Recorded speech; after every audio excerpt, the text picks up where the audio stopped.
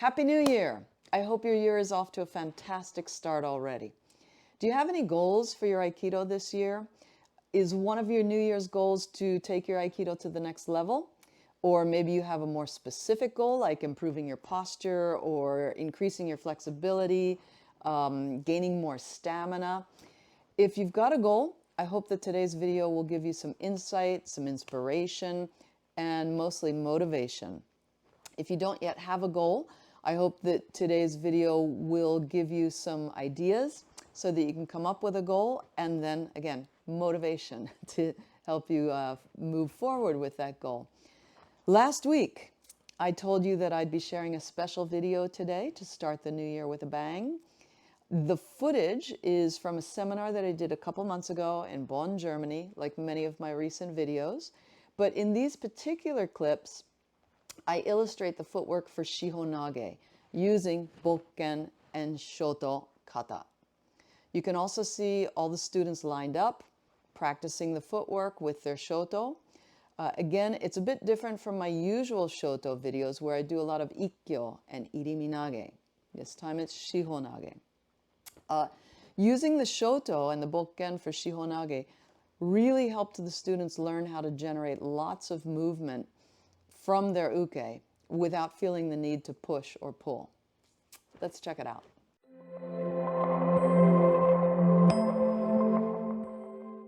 Hi, my name is Leah Suzuki, and I'm the director of Aikido Kenkyukai International USA, headquartered in Los Angeles, California.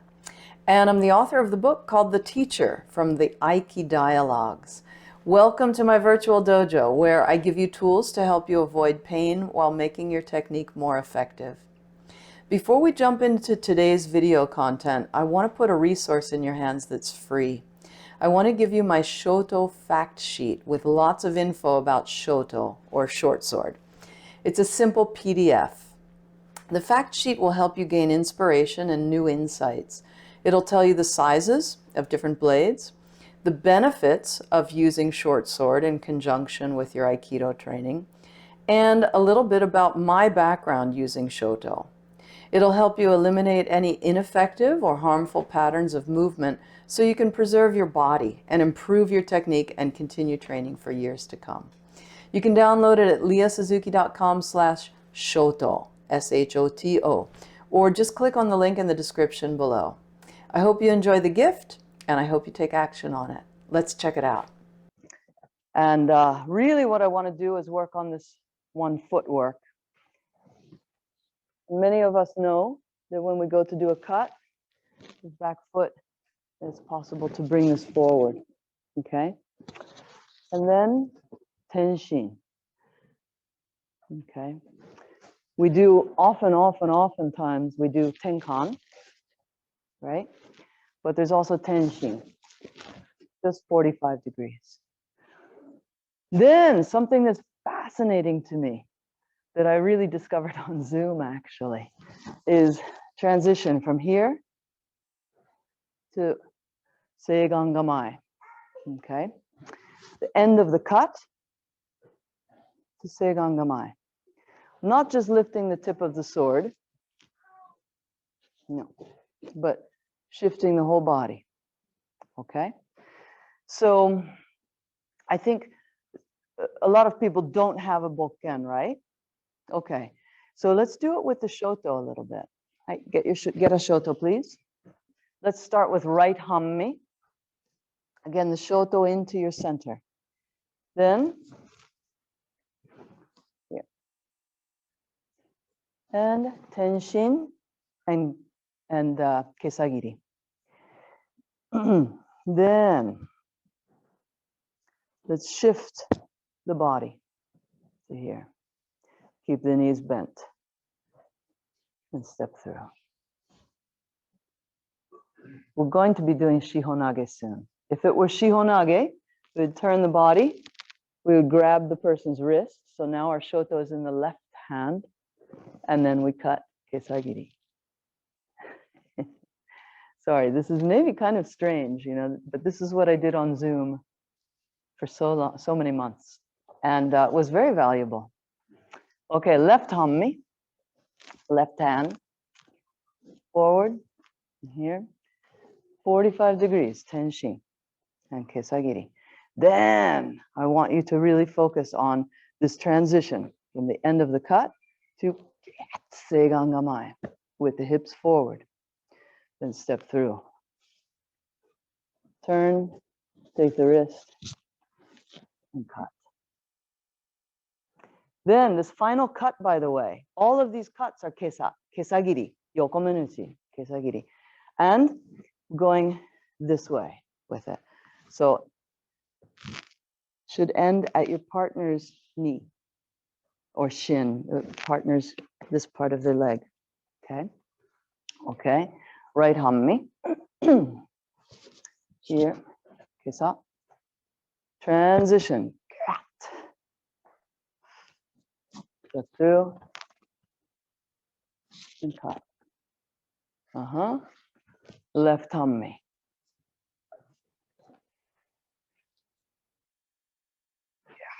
Transition. And through. All right. One more easy thing that will be a big help for your posture and your intention. Instead of looking here or here, right? Instead, put the eyes here. Okay? Then this will open more easily. So eyes on the wall at eye level. Eyes at eye level. Put your eyes on the wall. Yeah, good. Step through.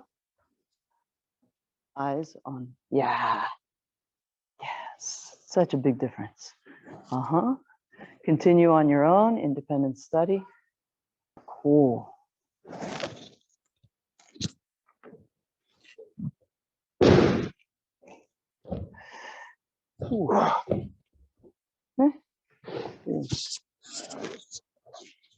Careful.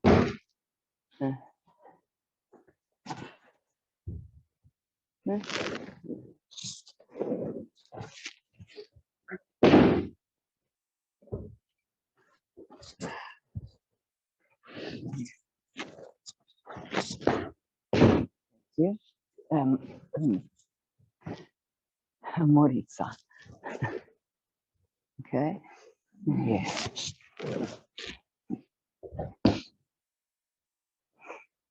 Just cutting. Look how much he moved. And I just cut. Then this transition here. I've been fascinated with this for 2 years. So not to be confused with, no, you worked with this footwork and you incorporated cuts. So do that. I exaggerated my knees a little bit. That's why the movement was even more. Yes.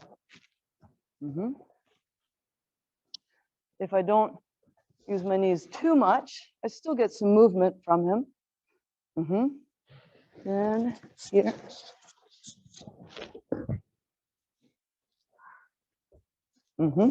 Here.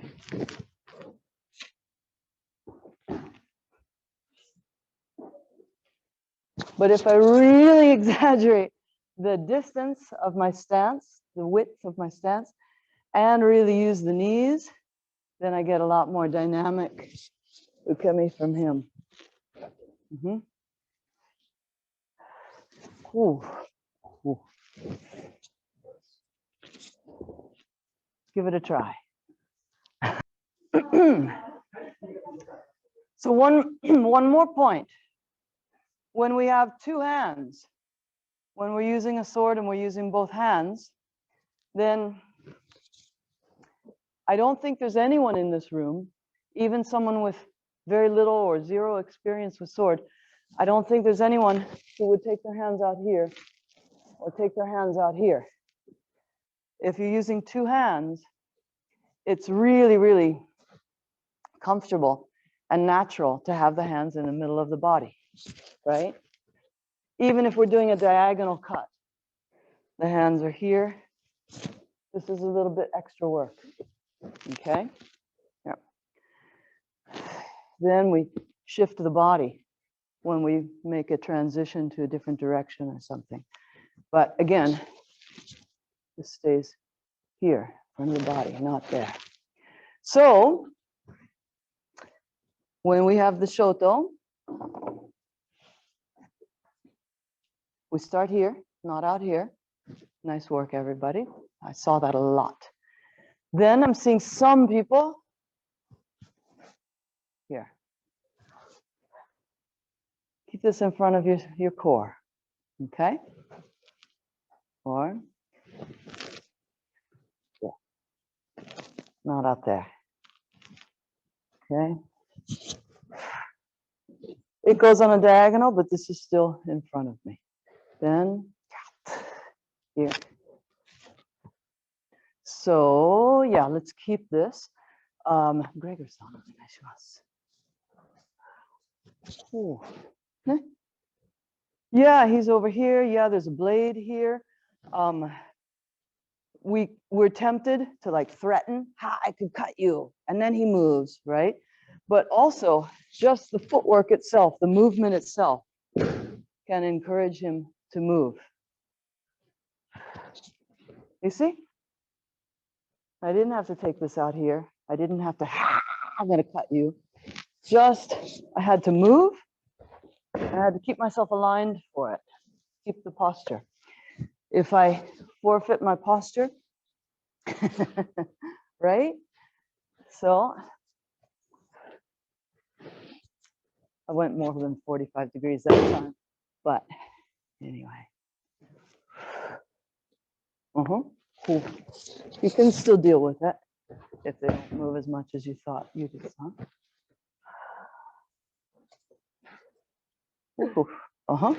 Yeah. Yeah.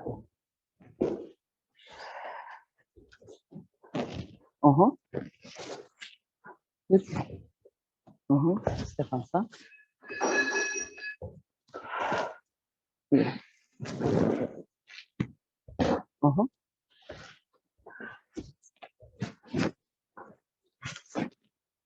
Hey, dozo.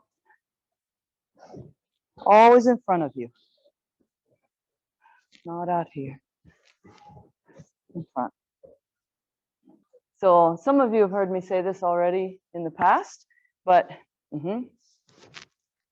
this happens a lot. This is human nature. So if you find yourself doing this, when he grabs, you look at the contact point. If you find yourself doing that, scold yourself, right? Knock it off, stop it. But know that it is human nature, okay? But we want to build a new reflex. So that's a very popular time to look down. And the other, there's in my opinion, what I've seen in so many different countries. Before COVID, I even taught in Shanghai, I taught in Helsinki, taught here every year, Chile. Anyway, all humans, I noticed that there are 3 times that are really popular for looking down. One is when they grab. The other one is when I turn, right? And the other one is when they fall. We don't need to, of course, we don't need to look down at any of those points. It's not necessary. Like, wow, I have to look at this. Why?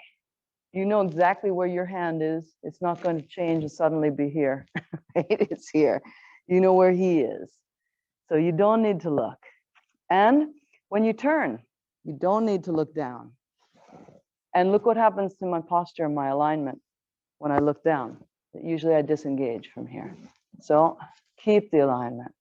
When he falls, also, no reason to look down, but we do it. So try to reprogram. Try to update the software. Anyway, now I'm doing a different technique. Let's get back to Shihonage. Same footwork, same movement. Keep the alignment. So we just cut down, but we looked out here. Remember, these cuts that we're doing, by the way, the target is here.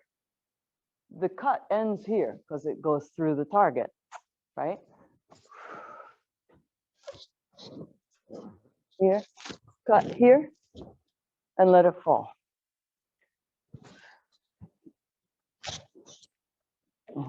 Stefan-san.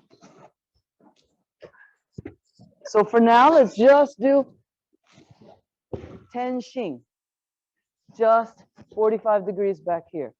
Already it generates quite a bit of movement. And then from the end of this cut to Seigan Gamai.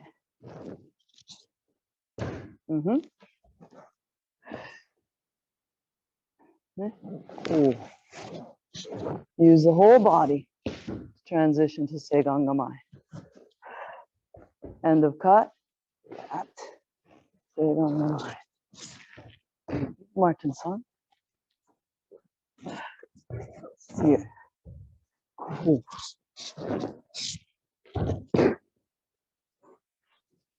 Ooh.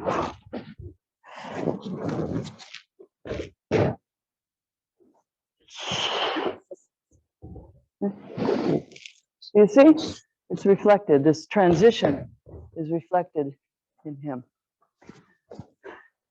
End of this. Then Seigan Gamai. You can see it reflected in him, can't you? Hi, go ahead. In conclusion, I hope you found this helpful and interesting. Thanks so much for tuning in. Let me know in the comments section what seminars you're going to attend in 2023 and what your personal Aikido goals are for the new year. Or if you haven't come up with a goal yet, or you don't think coming up with a goal is a good idea, just let me know your thoughts around all of this. Again, I want to give you a gift, my Shoto fact sheet. The fact sheet will help you gain inspiration and new insights in your Aikido training. It'll tell you the sizes of different blades, the benefits of using Shoto in conjunction with your Aikido training, and a little bit about my background using Shoto. Just click on the link below or type in your browser leah-suzuki.com/Shoto. Again, thanks so much for tuning in, and I wish you a happy, healthy, and prosperous new year. Bye-bye.